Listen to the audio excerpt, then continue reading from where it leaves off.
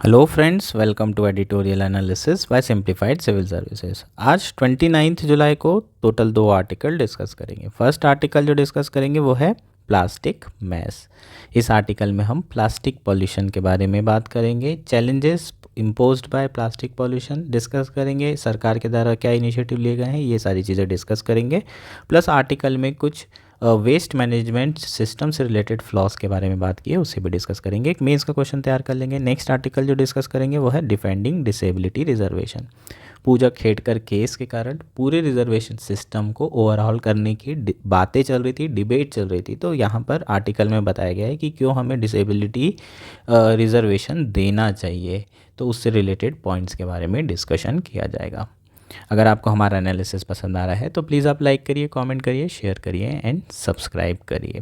आइए शुरू करते हैं हमारा एनालिसिस।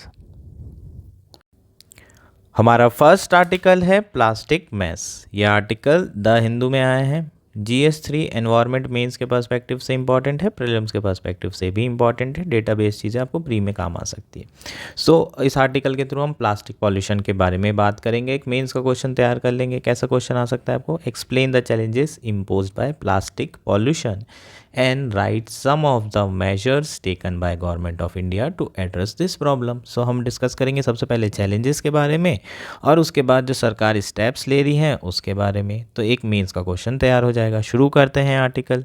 सबसे पहले आपको इंट्रोडक्शन लिखना होगा, तो आप इंट्रोडक्शन डेटा से शुरू कर सकते हैं। According to a 2020-21 report by the CPCB central pollution control board, 4 million tons of plastic waste are generated annually. Unfortunately, only a quarter of this waste is recycled or treated, with the rest ending up in landfills or being disposed of unsustainably. क्या कह रहा है? इस report के हिसाब से 2020-21 की जो CPCB की रिपोर्ट है उसके हिसाब से total 4 million tons of plastic waste generate होता है। जो रीसेंट डेटा है उसके हिसाब से ये जो प्लास्टिक वेस्ट जनरेट हो रहा है ऑलमोस्ट 7 मिलियन टन के आसपास हो गया है। और क्वार्टर ऑफ द जो वेस्ट है वो रिसाइकल हो रहा है, बाकी सब कहाँ पर जा रहा है? लैंडफिल्स में जा रहा है या फिर इंसिनरेट किया जा रहा है। लैंडफिल्स में जा रहा है मतलब क्या होता है कि अब आपने देखा होगा बहुत बड़ी बड़ी है ना लैंड होती है जहाँ बहुत सारा प्लास्टिक का कचरा रहता है, उसको ज़मीन के अंदर दबा दिया जाता है और वो धीरे धीरे डिकम्पोज होता रहता है, तो उसे हम लैंडफिल्स बोलते हैं। रिसाइकलिंग नहीं हो रही है, प्लास्टिक सिर्फ एक ही बार यूज़ हो रही है और उसके बाद उसे ज़मीन में गाड़ दे रहे हैं। दूसरा, या तो उसे जला दिया जा रहा है, इंसिनरेशन। ये एक बहुत बड़ा इशू है, क्योंकि जलाने से भी अल्टीमेटली होता क्या है, जो टॉक्सिक गैस है वो निकलती है, अल्टीमेटली पॉल्यूशन होता है, एनवायरनमेंट को नुकसान होता है। तो ज़्यादा से ज़्यादा हम क्या चाहते हैं? रिसाइकल करना चाहते हैं, है ना, तभी हम प्लास्टिक का बेहतर यूज़ कर पाएंगे। अगर एक और डेटा की बात करूँ तो इंडिया सेकेंड लार्जेस्ट कंज्यूमर है प्लास्टिक का पूरी दुनिया में। हम लोग प्रोडक्शन में भी बहुत ज़्यादा आगे हैं और कंजम्पशन में तो बहुत ही ज़्यादा आगे हैं, क्योंकि ऑब्वियस है, क्योंकि इतनी बड़ी पॉपुलेशन है तो सभी लोग अगर सिंगल यूज़ प्लास्टिक का इस्तेमाल करेंगे तो फिर ऑब्वियस है कि आपको देखने मिलेगा कि जो प्लास्टिक गार्बेज है वो बहुत ज़्यादा जनरेट होगा। ये हमारा कुछ डेटा हो जाएगा। नाउ चैलेंजेस के बारे में बात कर लेते हैं। Challenges imposed by plastic pollution. पहला चैलेंज क्या है? प्लास्टिक कैन किल और harm wild life. Example, cow, damage habitat and disrupt food web. ठीक, तो क्या कह रहा है? जैसे कि हम काऊ का एग्जाम्पल ले लेते हैं। काऊ क्या है?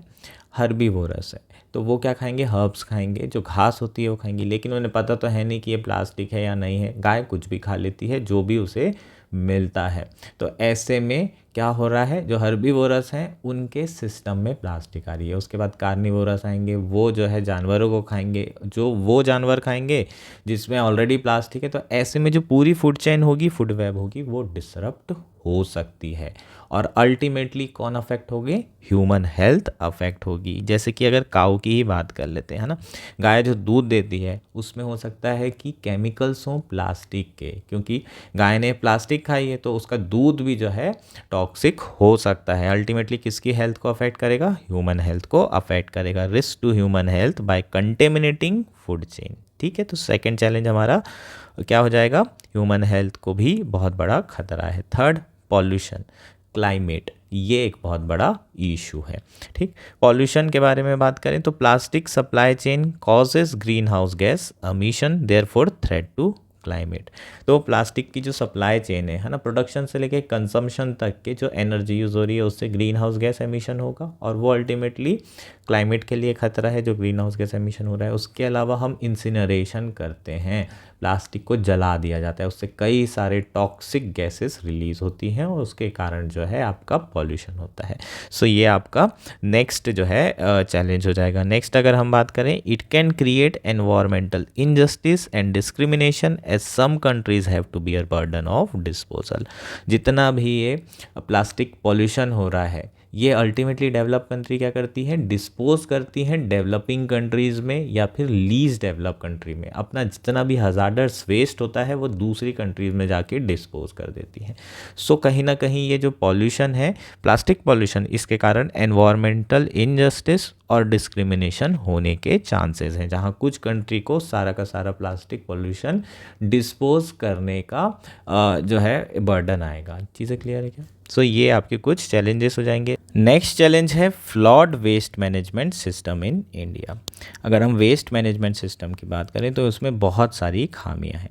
जो म्युनिसिपल अथॉरिटीज़ होती हैं वो रिस्पॉन्सिबल होती हैं कलेक्शन और ट्रांसपोर्टेशन ऑफ वेस्ट के लिए, लेकिन अगर हम वेस्ट के फाइनल डिस्पोजल की बात करें तो वो जनरली इनफॉर्मल वेस्ट पिकर या फिर लैंड साइट पर आपने छोड़ दिया है। इसका मतलब म्युनिसिपल वाले क्या करेंगे, जितना भी वेस्ट है वो कलेक्ट कर लेंगे, कलेक्ट करने के बाद जो है उसे ट्रांसपोर्ट कर देंगे, लैंडफिल साइट में पहुंचा देंगे या फिर कोई एक इनफॉर्मल एंटरप्राइजेस को पहुंचा देंगे, वो अपने तरीके से इसे फिर रिसाइकल करते हैं। तो यहाँ पर जो प्रॉब्लम है वो डिस्पोजल से रिलेटेड है। एक बार आपने कलेक्ट कर लिया, जो मुश्किल काम होता है वो कलेक्शन होता है सोर्स का, उसके बाद आपने उसको सारा का सारा वेस्ट को ट्रांसपोर्ट कर देते हैं, फिर उसके बाद आपको प्लास्टिक को अलग निकालना होता है। यहाँ से प्रोसेस थोड़ी टीडियस प्रोसेस शुरू होती है। उसके कारण अल्टीमेटली होगा क्या, उसके कारण फिर जो लोग होंगे कि अरे इतना झंझट का काम है, ऐसा करो सबको जला दो, या तो इंसिनरेशन में चला जाता है या फिर उसे लैंडफिल में डाल दिया जाता है। तो रिसाइकलिंग प्रोसेस प्रॉपर नहीं हो पाती है।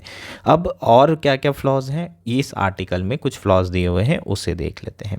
Since 2016 the plastic waste management rules have mandated that the user of plastic are responsible for collecting and recycling their waste.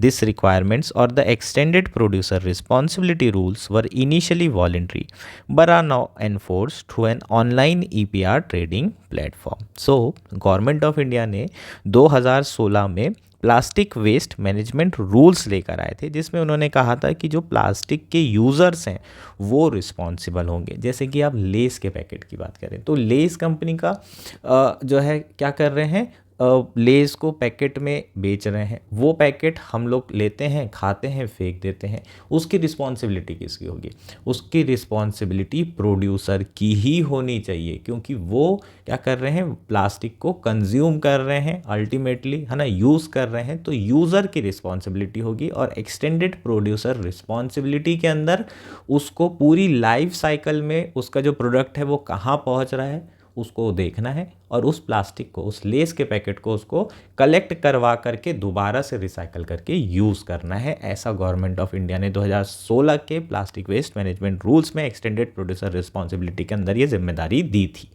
पहले ये वॉलेंट्री हुआ करता था, लेकिन अब इसे एनफोर्स किया जा रहा है ऑनलाइन ईपीआर ट्रेडिंग प्लेटफॉर्म के थ्रू। ये ऑनलाइन ईपीआर ट्रेडिंग प्लेटफॉर्म क्या है, ये एक मार्केट मैकेनिज्म है, इसे समझते हैं।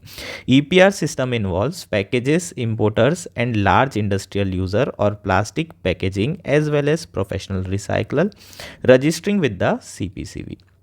सो ये एक पोर्टल है जहाँ पर जितने भी पैकेजर्स होंगे, जितने भी इंपोर्टर्स हैं, लार्ज इंडस्ट्रियल यूज़र्स हैं जो कि प्लास्टिक पैकेजिंग करने में जो है प्लास्टिक को यूज़ कर रहे हैं, इसके अलावा जो आपके प्रोफेशनल रिसाइकलर्स हैं, ये सारे के सारे इस प्लेटफॉर्म में अपने आप को अवेलेबल कराएंगे, रजिस्टर कराएंगे। सो आपका ये पोर्टल हो गया।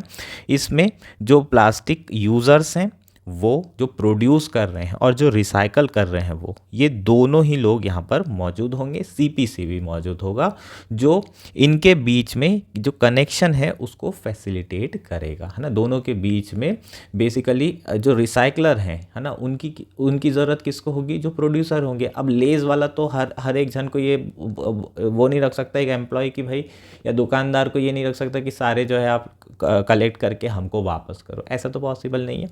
सो बेसिकली होगा The EPR system involves packagers, importers and industrial user of plastic packaging as well as professional recycler registering with the CPCB. So EPR system develop किया है CPCB ने, तो CPCB तो यहाँ पर होगा ही। इसके अलावा इस पोर्टल में और कौन कौन रजिस्टर करेगा? सबसे पहले आपके जो पैकेजर्स होते हैं, जो पैकेजिंग कंपनी है। दूसरा आपके कौन होंगे, जो इम्पोर्ट कर रहे हैं प्लास्टिक को। तीसरे आपके होंगे जो इंडस्ट्रियल पर्पस के लिए यूज़ कर रहे हैं प्लास्टिक, जैसे कि लेस कंपनी हो गई, है ना, तो ये भी यहाँ पर रजिस्टर करेगी।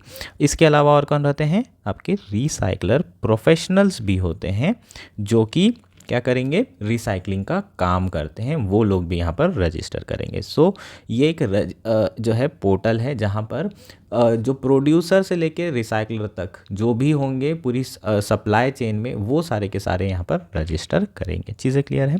नाउ अब एक एग्जांपल से समझते हैं कि वेस्ट जनरेट कैसे होता है, रिसाइकल कैसे होता है। लेस कंपनी की बात करता हूँ मैं, ठीक है। लेस कंपनी ने 100 टन ऑफ लेस के पैकेट जनरेट कर रही है, ठीक है। तो अब क्या होगा कि ये बोलेंगे कि भाई जितने भी दुकानदार हैं वो सारे लेस के पैकेट हमें वापस करेंगे, हमें रिसाइकल करना है, हमारी रिस्पॉन्सिबिलिटी 100 टन की एनुअल टारगेट है ये तो।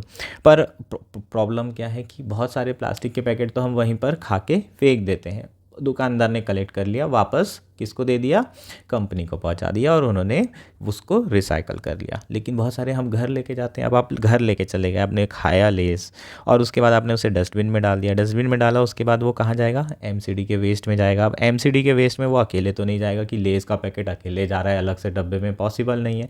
सारे कचरे के साथ मिलके जाएगा, उसे कलेक्ट करके एमसीडी ट्रांसपोर्ट करेगी, ट्रांसपोर्ट करने के बाद वो लैंडफिल्स में जाएगा या फिर रिसाइकलर प्रोफेशनल्स के पास जाएगा। रिसाइकल प्रोफेशनल उसे अलग से तो नहीं निकालेंगे, अरे लेस का पैकेट है इसे अलग से करना है, नहीं, वो तो जितने वेस्ट हो रहे हैं रिसाइकल उसी के साथ वो रिसाइकल हो जाएगा। तो अल्टीमेटली लेस की रिस्पॉन्सिबिलिटी थी, लेकिन उसको फुलफिल कौन कर रहा है, जो रिसाइकलिंग कंपनी है वो उस रिस्पॉन्सिबिलिटी को निभा रही है। तो कंपनसेशन किसको देना चाहिए, लेस को देना चाहिए, किसको, रिसाइकलिंग प्रोफेशनल कंपनी को। लेकिन किसने किया है ये कैसे बता सकते हैं, पॉसिबल नहीं है।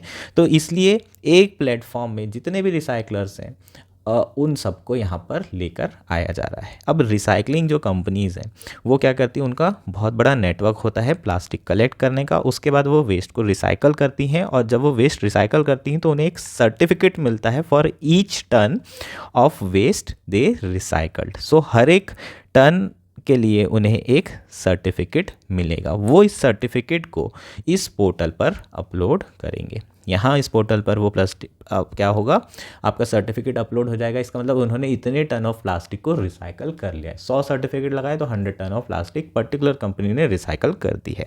सो यहाँ पर इन्हें 100 टन लेस को रिसाइकल करना था, पर ये अल्टीमेटली 95 टन कर पाए। तो इन्हें 5 सर्टिफिकेट की अभी भी ज़रूरत है, क्योंकि है ना ये अपने जो टारगेट है उससे शॉर्ट है ना, 5 टन कम है इनके पास और टारगेट तो पूरा करना है क्योंकि सरकार ने बोला है मैंडेटरी है। तो वो ये 5 टन के जो सर्टिफिकेट होंगे वो यहाँ पर जो अवेलेबल होंगे सर्टिफिकेट उससे खरीद लेंगे। तो रिसाइकलर प्रोफेशनल्स को बेनिफिट होगा। अल्टीमेटली जो सप्लाई चेन है वो प्रॉपर तरीके से चल पाएगी, मार्केट सप्लाई चेन, उसमें कोई डिसकंटिन्यूटी नहीं रहेगी। जितने भी रिसाइकलर हैं वो अपना रिसाइकलिंग का काम करें और उससे सर्टिफिकेट बनाएं और उससे पैसे बनाएं, और जो प्रोड्यूसर हैं वो अपना जो पैकेजर्स हैं वो अपना पैकेजिंग का काम करें और वो अपना काम मतलब कंप्लीटली करें। तो अल्टीमेटली यहाँ रिस्पॉन्सिबिलिटी सबकी बढ़ जाएगी। अब 2022-23 की अगर हम बात करें तो CPCB estimated that certificate for nearly 3.7 million ton of recycled plastics were generated. लगभग 3.7 मिलियन टन्स प्लास्टिक रिसाइकल हुआ है और इसी के सर्टिफिकेट यहाँ पर अपलोड किए गए थे 2022-23 में। लेकिन बाद में ये पता चला कि ये जो सर्टिफिकेट बनाए गए थे ये भी फर्जी है, मतलब रिसाइकलिंग सर्टिफिकेट भी फर्जी बन रहे हैं। हर तरह के सर्टिफिकेट इंडिया में फर्जी बन सकते हैं। लगभग 6 लाख ऐसे सर्टिफिकेट थे जो फ्रॉडलेंट सर्टिफिकेट थे, गलत तरीके से बनाए गए थे। इसके अलावा और क्या हुआ है, ये जो पोर्टल थी इसको ही हैक कर लिया हैकर्स ने, और जो सर्टिफिकेट थे यहाँ पर उसको चुरा लिया, चुरा करके कंपनीज़ को बेच दिया सस्ते दामों में। जो यहाँ पर मिल रहा था उसे सस्ते दाम में बेच दिया। तो किसको नुकसान हो रहा है? जो रिसाइकलिंग कंपनी है उनको नुकसान हुआ। तो ये दो तरह की प्रॉब्लम, तो आप समझ सकते हैं कि इंडिया में जो वेस्ट मैनेजमेंट सिस्टम है वो बनाने की कोशिश करने के बाद भी उसमें अभी भी कितने फ्लॉज हैं। हालांकि सीपीसीबी ने उसके बाद सिग्निफिकेंट एक्शन लिया है, जैसे कि उन्होंने कहा है कि भाई हम 800 जो फर्म हैं उनका ऑडिट करेंगे टोटल 2300 रजिस्टर्ड रिसाइकलर्स में। सो लगभग 1/3 रिसाइकलर्स का कंपनी का ऑडिट किया जा रहा है, प्रॉपर देखा जा रहा है कि इन्होंने एक्चुअल में किया भी है या नहीं किया है रिसाइकलिंग की, बस सर्टिफिकेट फर्जी बनवा लिए हैं। और दूसरा जो सिक्योरिटी फीचर्स हैं ईपीआर पोर्टल ट्रेडिंग प्लेटफॉर्म के, उसको भी ओवरहॉल कॉम्प्रिहेंसिवली ओवरहॉल किया जा रहा है कि उसे भाई सेफ बनाया जाए, ताकि इस तरह से हैकर सर्टिफिकेट अगले बार चोरी ना कर ले। तो अल्टीमेटली जो 3.7 million ton plastic waste recycle हुआ है, जो क्लेम किया जा रहा है, वो कितना हुआ है वो एक बहुत बड़ा अभी भी डाउट बना हुआ है। तो हमारे यहाँ ये जो जो वेस्ट मैनेजमेंट सिस्टम है उसमें बहुत अलग अलग तरह के फ्लॉज देखने के लिए मिलेंगे, और ये वाला आप लिख सकते हैं, काफ़ी इंपॉर्टेंट है। सो अकेले जो मार्केट ड्रिवन अप्रोच है वो प्लास्टिक वेस्ट को सॉल्व नहीं कर सकती, आपको मल्टी प्रोंग अप्रोच की ज़रूरत होगी। तो क्या क्या सरकार ने स्टेप्स लिए प्लास्टिक के लिए वो देख लेते हैं। सिंगल यूज़ प्लास्टिक बैन 1 जुलाई 2022 से कर दिया है। जो सिंगल यूज़ प्लास्टिक है उसका इस्तेमाल नहीं कर सकते अभी भी, हालांकि सिंगल यूज़ प्लास्टिक चल रहे हैं, लोग अभी भी प्लास्टिक यूज़ कर रहे हैं। तो कॉस्ट भी काफ़ी ज़्यादा बढ़ा दी है प्लास्टिक की, है ना। तो कॉस्ट बढ़ा दी है तो लोग सोचेंगे कि यार इससे अच्छा है कि अपन हाथ में ले जा लेते हैं, अपना बैग रख लेते हैं, या फिर जो क्लॉथ के बैग होते हैं उसे यूज़ करते हैं। नेक्स्ट क्या है, स्टेट गवर्नमेंट भी बहुत सारे इनिशिएटिव चला रही है, जैसे कि दिल्ली में विकल्प स्टोर चल रहा है, तमिलनाडु में मैसिव कैंपेन हुआ है on using of cloth bags, ठीक है। अवेयरनेस कैंपेन भी सरकारें अलग अलग तरह की चला रही है। एक्सटेंडेड प्रोड्यूसर रिस्पॉन्सिबिलिटी ये तो 2016 से ही कर दिया गया है, अब तो मैंडेटरी भी कर दिया गया है, और उसी के लिए ईपीआर पोर्टल वगैरह वो हमने डिस्कस कर लिया, वो भी सरकार कर रही है। Complete life cycle of product को के लिए जो है ईपीआर रिस्पॉन्सिबिलिटी कर दिया गया है। इसके अलावा इंडिया प्लास्टिक पैक्ट, जो कि WWF इंडिया प्लस CII के साथ में मिलकर ये पैक्ट हुआ है, to develop a platform to promote circular system for plastics, ठीक। तो इंडिया प्लास्टिक पैक्ट साइन किया गया है WWF इंडिया प्लस CII के द्वारा। इनके थ्रू एक प्लेटफॉर्म बनाया जा रहा है जिसके थ्रू सर्कुलर सिस्टम को प्रमोट करने की कोशिश की जा रही है, रिसाइकलिंग रीयूज़ को प्रमोट करने की कोशिश की जा रही है। सो ये हमारे कुछ आपके क्या हो जाएंगे, सरकार के इनिशिएटिव हो जाएंगे। मेंस का एक आंसर आपका तैयार हो सकता है। चीज़ें क्लियर है क्या? इसको आप लिख सकते हैं, नोट्स बना सकते हैं। हमारा नेक्स्ट आर्टिकल है डिफेंडिंग डिसेबिलिटी रिजर्वेशंस। ये आर्टिकल द हिंदू में आया है। GS1 Indian society, GS2 polity. Mains के पर्सपेक्टिव से इम्पॉर्टेंट है, प्रीलिम्स के पर्सपेक्टिव से इतना इम्पॉर्टेंट नहीं है। आर्टिकल में हम डिसेबिलिटी रिजर्वेशन के बारे में बात करेंगे, क्यों हमें डिसेबिलिटी रिजर्वेशन देना ज़रूरी है, उसकी नीड के बारे में चर्चा करेंगे, और उसमें क्या क्या चेंजेस कर सकते हैं वो भी डिस्कस करेंगे।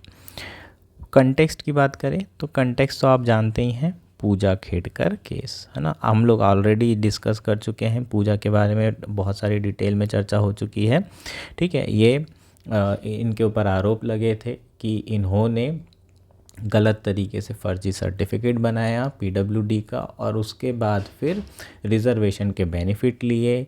800 रैंक के करीब इनकी रैंक थी, उसके बाद इन्हें IAS कैडर मिल गया, और अभी ये पुणे में पोस्टेड थी। ये सब केसेस होने के बाद इन्हें अभी जो है ना सस्पेंड कर दिया गया है, और उसके बाद अभी कोर्ट में केस चलेगा, लंबे समय तक ये सारी चीज़ें चलेगी।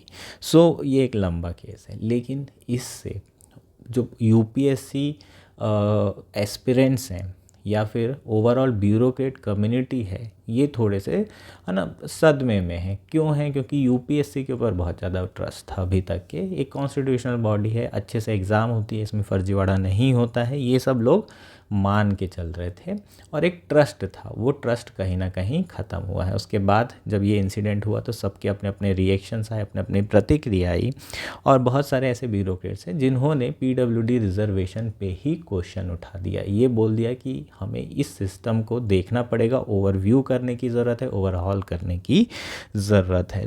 नीति आयोग के जो फॉर्मर एग्जीक्यूटिव ऑफिसर हैं उन्होंने ट्वीट किया कि भाई reservation for PWD need to be reviewed. हालांकि उन्होंने बाद में ये ज़रूर कहा कि उनका क्लैरिफाई करके कि he was referring only to mental disability.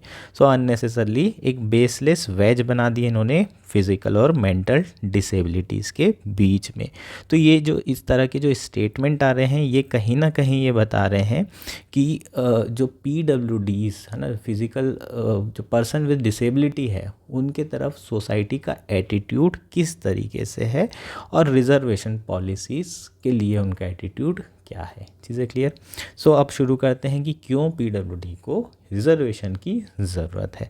सबसे पहले तो जो PWDs हैं, पर्सन विद डिसेबिलिटी, वो बहुत तरह के बैरियर फेस करते हैं for effective participation in society and the work place. शुरुआत कहाँ से होती है? इंफ्रास्ट्रक्चर इशू से। एजुकेशनल अगर आपको लेना है तो आप जहाँ पर भी स्कूल्स वगैरह जाएंगे वहाँ पर अगर आप देखेंगे तो इंफ्रास्ट्रक्चर है ना, जनरली जो फिज़िकली फिट होते हैं उन्हीं के लिए बनाया जाता है। डिफरेंटली एबल्ड लोगों के लिए इंफ्रास्ट्रक्चर नहीं होता है, तो ऐसे इंफ्रास्ट्रक्चर में वो पार्टिसिपेट नहीं कर पाते, एजुकेशन नहीं ले पाते। अगर आप उनके करिकुलम और उनके फॉर्मेट की बात करें तो करिकुलम फॉर्मेट भी PWD फ्रेंडली नहीं होता है ना। जो एबल्ड पर्सन होते हैं उन्हीं के लिए होता है। सो कई बैरियर होते हैं, सिस्टमिक बैरियर्स, जो उन्हें फेस करना पड़ता है। उसके बाद अगर आप जॉब्स की बात करें तो उनके जो लिमिटेशंस हैं उनके कारण उन्हें जॉब नहीं दिया जाता, डिस्क्रिमिनेशन किया जाता है, प्रेजुडिस की जाती है। तो अल्टीमेटली इनका जो लेबर फोर्स पार्टिसिपेशन रेट है वो भी बहुत कम है। रिजर्वेशन पॉलिसी इसलिए दी गई थी ताकि एक लेवल प्लेइंग फील्ड बनाई जाए, जो पर्सन विद डिसेबिलिटी है उन्हें भी इक्विटेबल अपॉर्चुनिटी मिले। हालांकि बहुत कम इंडिविजुअल हैं जो इसका बेनिफिट उठा पाते हैं, लेकिन अगर गलत तरीके से लोग फर्जी भी सर्टिफिकेट बना रहे हैं, लेकिन अगर कुछ लोगों को बेनिफिट मिल रहा है तो ये रिजर्वेशन होना चाहिए। जो गलत तरीके से सर्टिफिकेट बना रहे हैं, ऐसे एक दो ऐसे इंसिडेंट हो रहे हैं, तो आप उनके लिए उसको पनिश करिए रेदर देन कि ऐसे चीज़ों को जनरलाइज करके पूरे के पूरे सिस्टम को ही रिव्यू करने या फिर इसे हटाने की बात करें। ठीक, ऐसे तो आप SC ST कम्युनिटी में देखें, OBC में देखें, हर जगह ही सर्टिफिकेट फर्जी बना लेते हैं लोग। हर जगह कुछ लोगों को इसका मतलब ये थोड़ी कि आप सारी कम्युनिटी का रिजर्वेशन ही हटा दें। तो ये जो आर्गूमेंट दिए जा रहे हैं ये काफ़ी गलत है। कुछ डेटा दिया हुआ है ना, जो person with disability barrier face कर रहे हैं। नेशनल सैंपल सर्वे 76 राउंड का डेटा है 2018 का।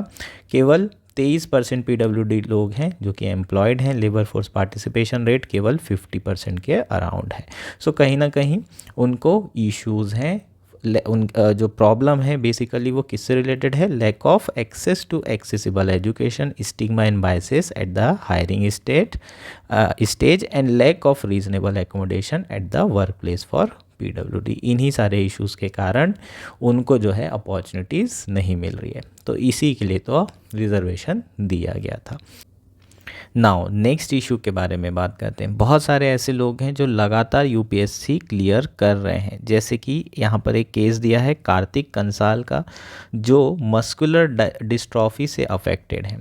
इन्हें अभी तक के UPSC सर्विस में अलॉटमेंट नहीं हुआ है, जबकि ये 4 बार ऑलरेडी UPSC क्लियर कर चुके हैं। इसके पहले ईरा सिंघल का भी केस हुआ था, उन्हें भी अलॉटमेंट नहीं हुआ था, जबकि उनकी AIR रैंक 1 आई थी। फिर वो सेंट्रल एडमिनिस्ट्रेटिव ट्रिब्यूनल गई थी और उसके बाद फिर उनकी पोस्टिंग हुई थी। सो यहाँ पर अगर हम देखें तो जो एटीट्यूड है UPSC एज ए इंस्टीट्यूशन का टूवर्ड्स PWD पीपल, वो भी सही एटीट्यूड नहीं है। जो लोग क्वेश्चन उठा रहे हैं रिजर्वेशन पर, उनका एटीट्यूड प्रॉपर एटीट्यूड नहीं है। और इनकी जो सर्टिफिकेशन प्रोसेस है उसमें भी कई सारे सिस्टमेटिक फ्लॉज हैं। उसे देख लेते हैं क्या क्या फ्लॉज हैं। India certification system for disabilities also has significant flaws. The practice of quantifying disability by percentage is outdated and not supported by United Nation convention on rights of the person with disability. सबसे पहला issue क्या है? पहला issue ये है कि जो disability है उसे क्वांटिफाई किया जाता है परसेंटेज में। 40% से अधिक डिसेबिलिटी होगी तभी जो है आपको PWD रिजर्वेशन का बेनिफिट मिलेगा। लेकिन ये जो क्वांटिफिकेशन है ये यूनाइटेड नेशन इसको सपोर्ट ही नहीं करता है। Functional limitation rather than medical percentage should be the basis of assessment. तो जो फंक्शनल लिमिटेशन है वो बेसिस होना चाहिए रेदर देन कि आप उसे क्वांटिफाई करें परसेंटेज में। नेक्स्ट इशू क्या है?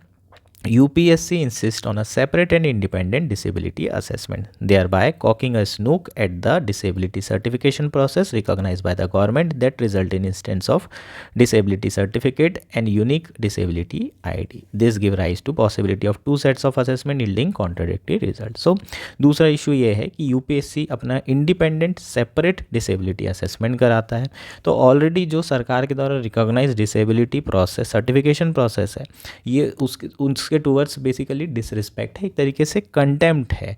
तो अल्टीमेटली एक पर्सन जिन्होंने है ना रिकॉग्नाइज गवर्नमेंट इंस्टीट्यूशन से सारी चीज़ें करवा ली है, आईडी बनवा ली है, सब कुछ हो गया है, लेकिन यूपीएससी में अलग असेसमेंट। तो ऐसे में है ना कॉन्ट्राडिक्टरी रिजल्ट आने के चांसेस हैं, और कॉन्ट्राडिक्टरी रिजल्ट आते हैं तो फिर लोग जो बच्चे होते हैं उन्हें अलॉटमेंट नहीं होता है। हालांकि यूपीएससी सारे कास्ट वालों के लिए इस तरीके से है ना अलग से इंस्पेक्शन भी करवाता है। इस ओबीसी का अगर रिजर्वेशन मिल रहा है तो एक ना एक बार आपके जो पुलिस ऑफिसर होंगे जाके घर पे इंस्पेक्ट करेंगे, आसपास पता करेंगे कि हाँ भाई इसके पास घर है, ये है, वो है। ये सारी चीज़ें होती है क्योंकि यूपीएससी को पता है कि कितनी धांधली है और सर्टिफिकेट फर्जीवाड़ा भी हो सकता है। तो ये पॉइंट उतना ज़्यादा वैलिड नहीं, पर स्टिल एक पॉइंट है, तो आप लिख सकते हैं। नेक्स्ट है, an additional challenge is the lack of specialists to evaluate various disabilities which make the certificate process inaccessible and time consuming। तीसरा जो इशू है वो है lack of specialist का, जिसके कारण ये सर्टिफिकेशन प्रोसेस बहुत ज़्यादा टाइम कंज्यूमिंग और inaccessible हो जाती है, कॉम्प्लिकेटेड हो जाती है। नेक्स्ट क्या है,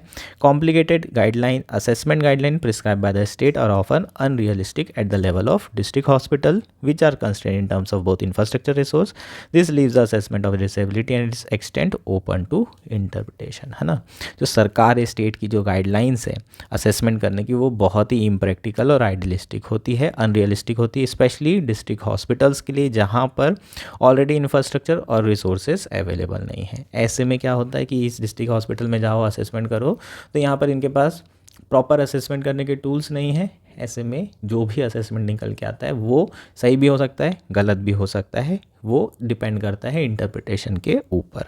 नेक्स्ट इशू है psychological disability whose measurement is relatively more subjective are assessed based on the outdated ideas. India Disability Evaluation and Assessment Scale.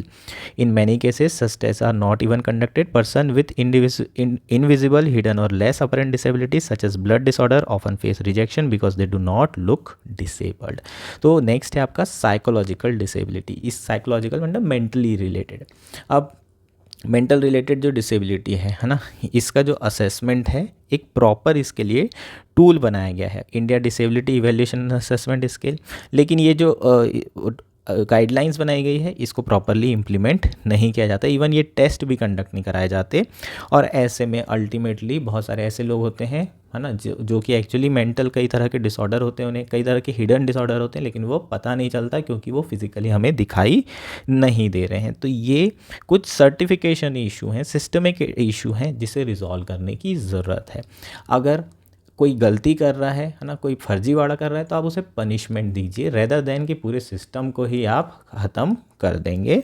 सो जो खेड़ेकर है उसको फ्रॉडलेंट एक्टिविटी के लिए स्ट्रिंजेंट पनिशमेंट मिलना चाहिए, और जो सिस्टमिक इशू हैं उसे एड्रेस करना चाहिए, ताकि ये क्रूशियल सपोर्ट जो है अफर्मेटिव एक्शन सरकार की तरफ से किसको मिलते रहे, PWD पीपल विद डिसेबिलिटीज़ को मिलते रहे, और वो भी जो इकॉनमी है और ये सोसाइटी है उसका मेन हिस्सा बन पाए। सो ये हमारा लास्ट आर्टिकल था। That's it for today. Thank you and enjoy your day.